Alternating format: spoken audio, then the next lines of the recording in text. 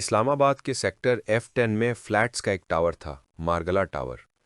یہ ٹاور 8 اکتوبر 2005 کے زلزلے میں زمین بوس ہو گیا تھا اور اس کے ملبے میں 74 مرد، خواتین اور بچے دفن ہو گئے۔ مارگلا ٹاور کی تیسری منزل پر ایک خاندان رہتا تھا۔ گھر میں 4 لوگ تھے، گھر کا مالک، ان کی بیگم، والدہ اور 13 سال کا بیٹا۔ یہ خاندان بھی ملبے میں دب گیا۔ صاحب خانہ کو ہوش آیا تو اس نے خود کو ایک ستون کے قریب گرا پایا۔ بیوی کو آواز دی، بیوی بھی زندہ تھی۔ والدہ اور بیٹے کو بلایا، وہ دونوں معمولی زخمی تھے۔ یہ چاروں لوگ چند گز کے فاصلے پر تھے مگر ملبے کی وجہ سے ایک دوسرے کو دیکھ نہیں سکتے تھے۔ صاحب خانہ کو اچانک یاد آیا ان کا موبائل فون ان کی جیب میں ہے۔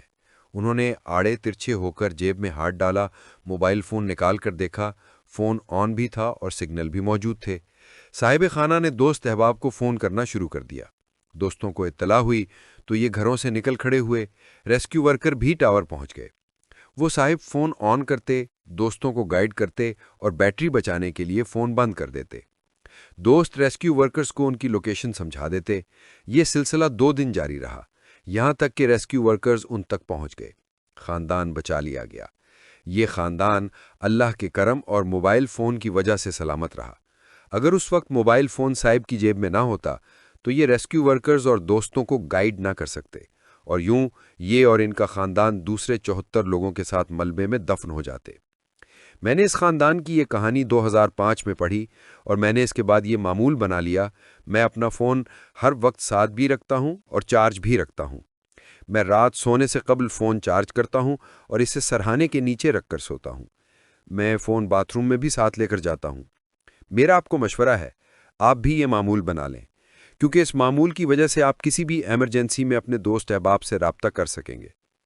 میں نے زندگی میں بے شمار لوگوں کو باتھ روموں میں پھنسے ہوئے دیکھا ہے۔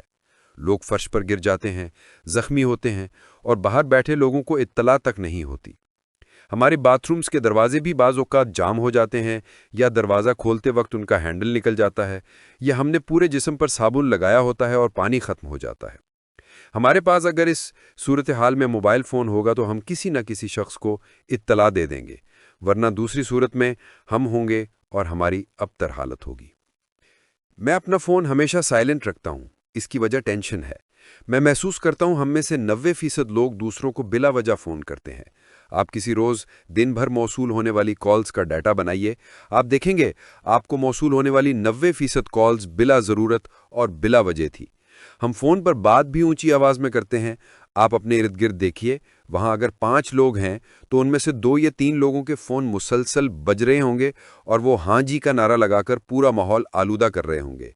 آپ کسی جگہ چلے جائیں، آپ وہاں موبائل کی گھنٹی ضرور سنیں گے۔ یہ گھنٹیاں لوگوں کے اعصاب پر برے اثرات مرتب کر رہی ہیں۔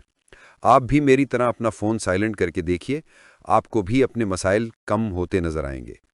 میں ہمیشہ کال بیک کرتا ہوں، اس سے میرے فون کے بجٹ میں 50% اضافہ ہو جاتا ہے، لیکن زندگی میں 100% سکون آ جاتا ہے۔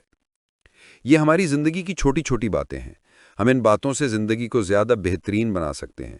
مثلاً میرے دوستوں نے گاڑیوں میں ایک اضافی فون رکھا ہے۔ یہ فون سستا ہوتا ہے، یہ ہر وقت چارج اور آن رہتا ہے۔ یہ نمبر صرف خاندان اور چند قریبی دوستوں کے پاس ہوتا ہے۔ یہ ایمرجنسی فون ہے۔ آپ بھی گاڑیوں یا موٹر سائیکلوں میں ایمرجنسی فون رکھیں۔ یہ فون ایمرجنسی میں آپ کا معاون ثابت ہوگا۔ آپ خواہ کسی بھی عمر کے انسان ہیں، آپ تھیلا، بیگ یا بریف کیس کو اپنی زندگی کا حصہ بنا لیں۔ آپ کا ہینڈ بیگ آپ کا بہترین دوست ثابت ہوگا۔ آپ بیگ میں اپنی تمام ضروری اشیاء رکھیں۔ آپ اس میں تھوڑی سی نقدی رکھ لیں، آپ اس میں ایمرجنسی ادویات رکھیں، آپ اس میں موبائل کا چارجر رکھیں، آپ اس میں کنگھی، ٹیشو پیپرز، چوئنگ گم، ڈائری، کاغذ، قلم اور اپنی چیک بک بھی رکھیں۔ آپ اس میں اپنے تمام ایڈریسز اور اپنے دوست احباب کے ٹیلی فون نمبرز بھی رکھیں۔ یہ بیگ آپ کو ہر قسم کے مسائل سے بچائے گا۔ آپ کو مارکیٹ سے ہر قسم کے ہینڈ بیگز مل جاتے ہیں۔ آپ کندھے پر لٹکانے والا کپڑے اور چمڑے کا خوبصورت بیگ بھی لے سکتے ہیں اور لیپ ٹاپ بیگ بھی، بریف کیس بھی اور سمارٹ ہینڈ بیگ بھی۔ یہ بیگ اٹھانے میں آسان، دیکھنے میں خوبصورت اور سائز میں چھوٹا ہونا چاہیے۔ آپ اپنے بچوں کو بھی بیگ کی عادت ڈالیں۔ یہ عادت انہیں ذمہ دار بھی بنائے گی اور ان کی زندگی میں ڈسپلن بھی پیدا کرے گی۔ آپ کو اگر اللہ تعالیٰ نے گاڑی کی نعمت سے نوازا رکھا ہے تو پھر آپ اس نعمت کی ڈکی کو ضرور استعمال کریں۔ آپ ڈکی میں چھتری، چھوٹا ٹول باکس، ٹارچ، आग बुझाने का सिलेंडर, जॉगर्स, रेन कोट, पानी की बोतलें और बिस्किट के डब्बे और एक गर्म जैकेट जरूर रखें। ये बंदोबस्त आपको और आपके खानदान को सफ़र के दौरान बहुत फ़ायदा पहुंचाएगा। मैं मुल्की हालात की वजह से अपने दोस्तों को हमेशा मशवरा देता हूं, आप गाड़ी के फ्यूल टैंक को कभी आधे से नीचे ना जाने दें। फ्यूल की सुई जूं ही दरमियान में पहुंचे, आप फ्यूल टैंक फुल करा लें। ये आदत आपको मसाइल से बचाएगी, क्योंकि मुल्क में किसी भी वक्त फ्यूल इमरजेंसी हो सकती है। मुल्क के मुख्तलिफ इलाकों और शहरों में रोज़ाना वारदातें होती हैं और लोग इन वारदातों में माल और जान दोनों से हाथ धो बैठते हैं।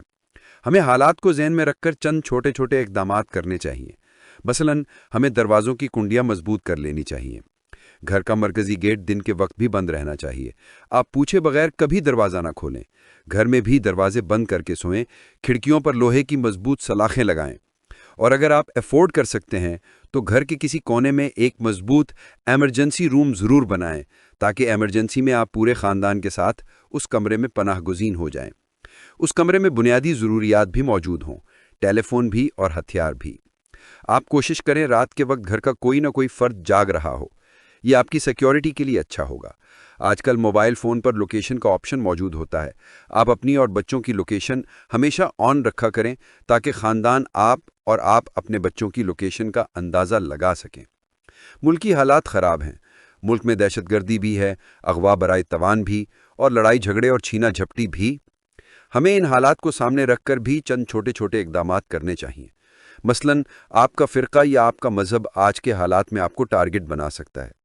आप अगर आर्जी तौर पर ऐसे इक़दामात कर लें जिनसे दूसरों को आपके मज़हब या फ़िरके का अंदाज़ा ना हो सके, तो ये आप, ख़ानदान और मुआशरे तीनों के लिए बेहतर होगा।